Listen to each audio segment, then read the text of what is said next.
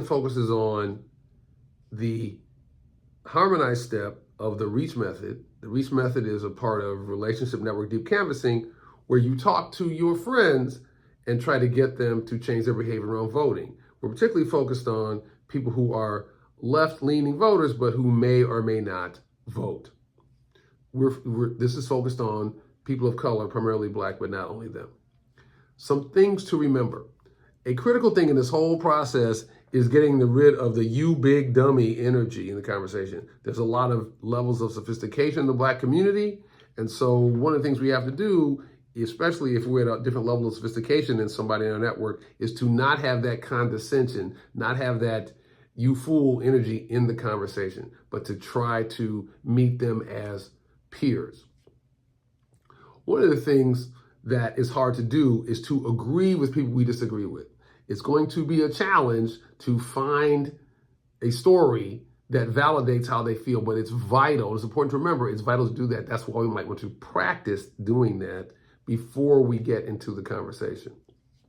You don't want this conversation to be about philosophy, about voting, or about democracy, or about white supremacy, or any of that. You don't want to make the success of the conversation turn on you converting them or explaining to them. That tends to not move people.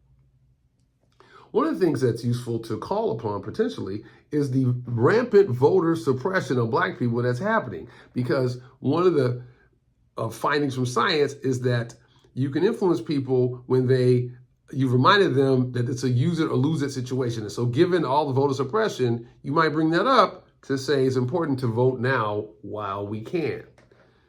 You should know that 60% of people have never been asked to vote, either by a politician or by a person. And so you might make progress at some point in this conversation by just asking them to vote as a favor to you. Find out if they're registered to vote. Now, you might find out by asking them, or you can actually look up that and bring that into the conversation, although you need to be careful about whether that's too creepy or not. One of the things that people find is that if you promise to follow up with them, especially if they say, I'm going to at least register, and you want to take the small wins in this conversation, I'll at least register. But if you say you'll follow up with them, they're more likely to actually do it, whether it's registering or voting. The research has found that. Research has also found that having a plan, how you're going to get there, when you're going to vote, is helpful. So help them make a plan. And lastly, if they need help, help them execute the plan. Help them get there. Help them figure out the bus routes. Send them a text or make a phone call, because that kind of support tends to move people toward voting behavior.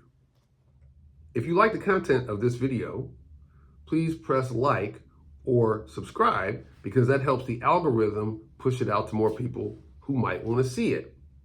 Anything you do in support, whether it's a like or a subscribe or a share or even a small financial contribution to this self-funded project, is helpful in making sure we can continue this important work of spreading compassion for the sake of democracy.